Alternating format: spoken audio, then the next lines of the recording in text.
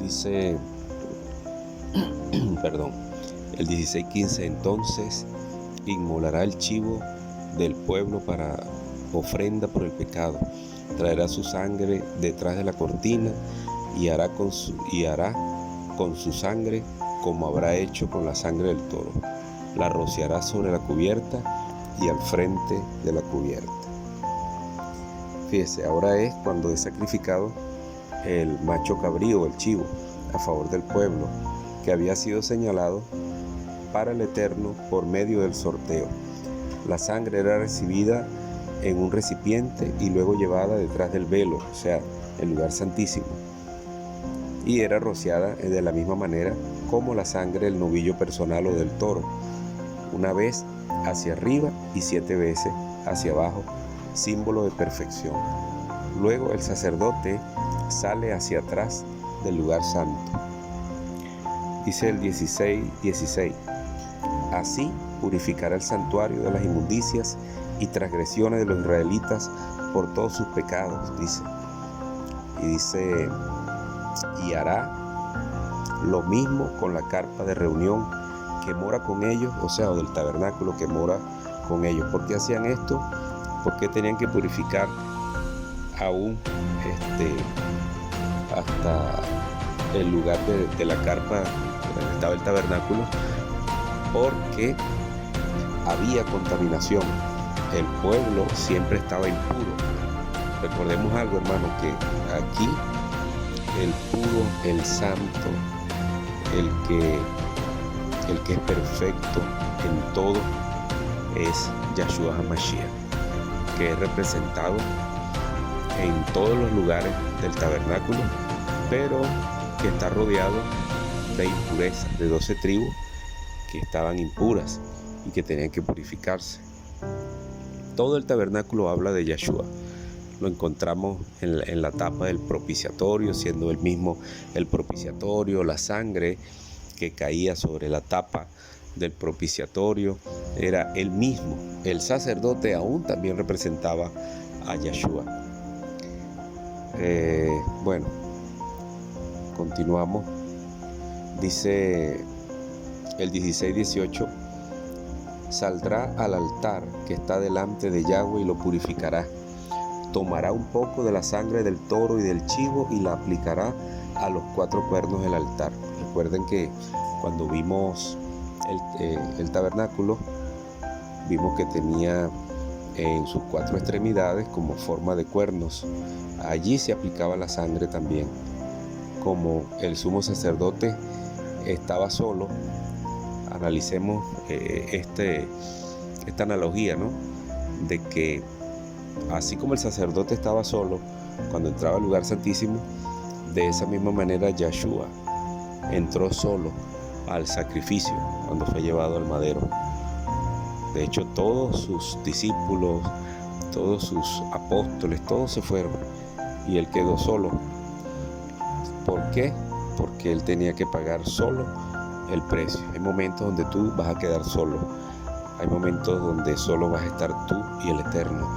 Hay momentos de desiertos espirituales terribles donde solo estás tú y el Señor. Y hay momentos donde el Eterno te permite que vayas al desierto. Y lo bonito de salir del desierto es que hayas aprendido algo y no salgas del desierto renegando o recordando el pasado o lo que te hicieron, sino salir como lo hizo nuestro Maestro, nuestro Redentor, Salvador, Señor de nuestra vida, amo de nuestra vida, Yahshua, que salió del desierto predicando, limpiando leprosos, sanando enfermos, abriendo ojos, dándole nueva vida, nuevo sentido a las personas. Esa es la manera como nosotros tenemos que ver las pruebas y las circunstancias. Dice la Escritura de que Él no da pruebas que no podamos llevar, que Él no nos da carga que no podamos soportar. Entonces, Él es el Todopoderoso que está dispuesto siempre a ayudarnos y a bendecirnos.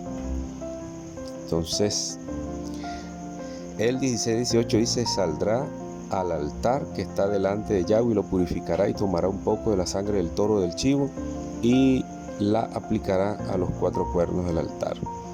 Hubo alguien que murió por nosotros y se llama Yeshua.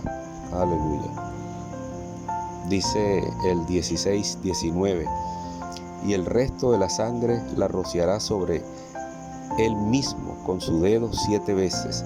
Así se purificará de las inmundicias de los israelitas y lo consagrará.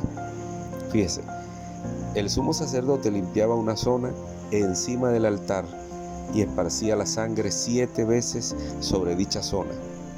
En total fueron 43 aspersiones de sangre realizadas en el santuario. 4 veces sobre los cuernos, 7 veces sobre el altar. ¿Qué es eso? Imagínense, hay una suma tremenda que hacen 43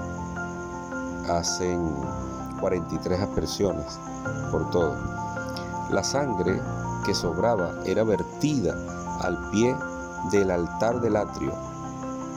La escritura dice en Hebreos 9:11: pero estando ya presentes el Mesías o Mashiach, el sumo sacerdote de los bienes venideros, mediante la más amplia y perfecta morada, no hecha de manos de hombre, es decir, no de esta creación, dice, entró una vez para siempre en el santuario, en el Santísimo, logrando así eterna redención, ya no mediante la sangre de cabríos ni de becerros, sino mediante su propia sangre.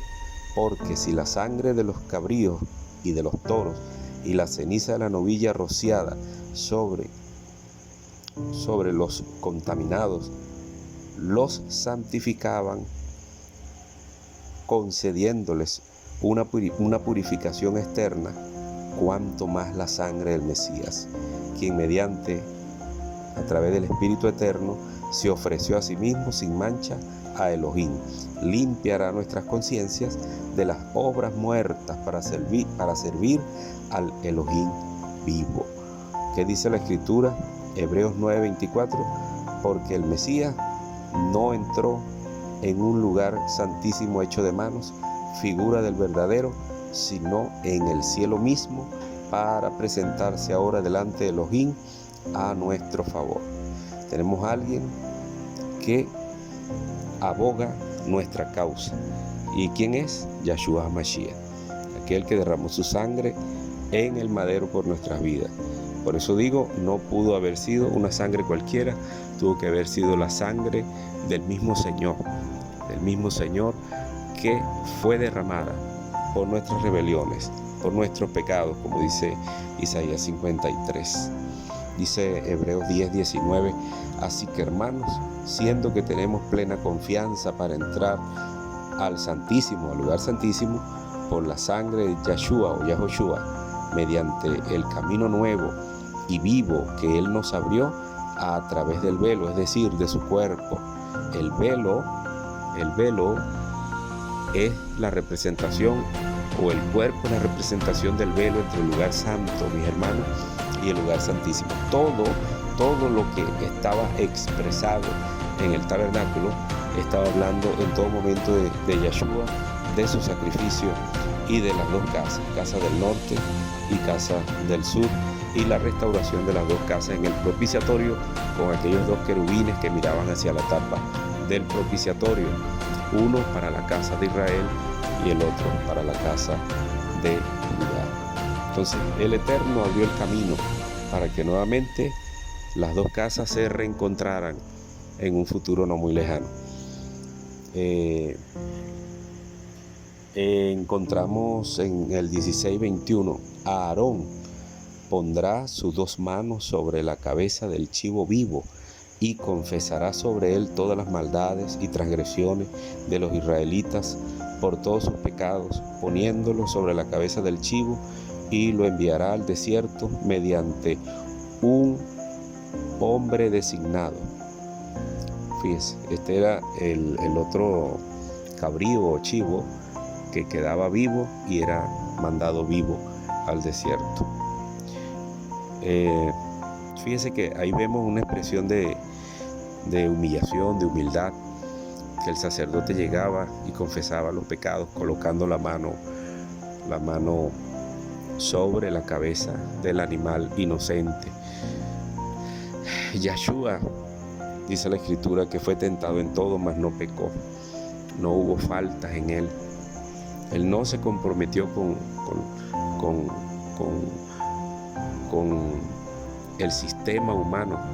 Y es una cosa que nosotros tenemos que estar apercibidos de no caer en el sistema de este mundo, en las cosas que arrastran de este mundo, sino guardarnos, protegernos en santidad, en pureza, que su Torá se haga vida en nosotros diariamente, sus mandamientos, y comenzar a guardar los mandamientos del Eterno poco a poco, porque para eso estábamos antes sin los mandamientos. Teníamos a Yahshua, pero nos faltaba la Torá, y ahora tenemos la Torá, mis hermanos, para guardarnos en santidad y pureza y poder volar cuando Yahshua vuelva nuevamente a levantar a su pueblo. Dice el 16:22, así el chivo llevará sobre sí todas las maldades de ellos a una región inaccesible y soltará al chivo en el desierto. Yo hablaba de la humildad del sacerdote para confesar sus pecados. Nosotros tenemos que ser humildes. Y dice que tenemos que traer todas nuestras obras oscuras a la claridad, a la luz del Señor. Y dice que el que se aparta de su pecado, de su maldad, dice que lo confiesa y se aparta, dice, alcanzará misericordia. Yo quiero alcanzar misericordia. Yo en todo momento le pido al Eterno que tenga misericordia de mí, que me perdone diariamente, porque somos seres humanos, faltamos. Sí, somos ministros, somos sacerdotes, pero los sacerdotes y los ministros necesitamos estar humillados ante la presencia del Eterno y reconocer que sin Él nada podemos hacer, mis amados hermanos. Dice Hebreos 8:12, porque tendré misericordia de sus injusticias y jamás me acordaré de sus pecados. Aleluya, aleluya. Dice Isaías 38:17, verdaderamente fue por mi bien que tuve, aleluya, la grande amargura. Tú salvaste mi vida del hoyo de la destrucción, porque has echado tras tus espaldas todas mis ofensas. El Señor agarró todas nuestras ofensas, las tomó y se olvidó. El Eterno, algo que debemos de aprender es que el Eterno no tiene buzos, personas que, si el Eterno echó a lo profundo de la mar el pecado, de alguna manera volver para recordarle el pecado a alguien. Nosotros somos restauradores. Si a usted lo pisaron, fue para que otro no fuera pisado. Si usted fue aplastado, es para que otro no fuera aplastado. Si usted no tuvo oportunidades y ahora las tiene, bríndele la oportunidad a otro. Esas cosas que usted anhelaba, que usted deseaba. Tenemos que ser distintos, tenemos que practicar ser acá. Justicia, ser justos. Dice la Escritura que ahora estamos según el orden de Melquisedec. O sea, estamos bajo el orden del Rey Justo. ¿Y quién es el Rey Justo? Yahshua, Jesucristo. Y tenemos que ser justos como el Eterno es justo. Aleluya. Dice Miqueas 7:19, volverá a aceptarnos en amor, cubrirá nuestras maldades. Tú arrojarás todos nuestros pecados a las profundidades del mar. Encontramos aquí que proféticamente el profeta, el Nabi, dice en los Neviim, y este Nabi, este profeta, que estaba hablando proféticamente de que el Señor tenía un plan de redención, un plan de salvación, donde Él iba a cubrir los pecados, y no solamente cubrirlos, sino quitarlos. Dice el Salmo 103:11, porque como está de alto el cielo sobre la tierra, así de grande es su amor para con los que lo respetan. Como diste al oriente del occidente, así alejado de nosotros nuestros pecados. O sea, el Señor ha alejado nuestros pecados, así como el oriente del occidente. Aleluya. Démosle gracias al Señor por esta gracia infinita, pero una gracia que no está sola, una gracia que va acompañada de su Torá, de su ley, de sus ordenanzas, de sus mandamientos. Dice el 16:23, y Aarón entrará a la carpa de reunión, se quitará las vestiduras de lino que se pone cuando entra al santuario y las dejará allí. Esta es la tercera vez que el sumo sacerdote cambia sus ropas, las ropas usadas en el servicio de Yom Kippur o expiación o día de perdón, que son partes de la fiesta, mis hermanos, de otoño, luego de trompetas, tenían que ser guardadas y no podían ser utilizadas para otro Yom Kippur. ¿Qué les parece?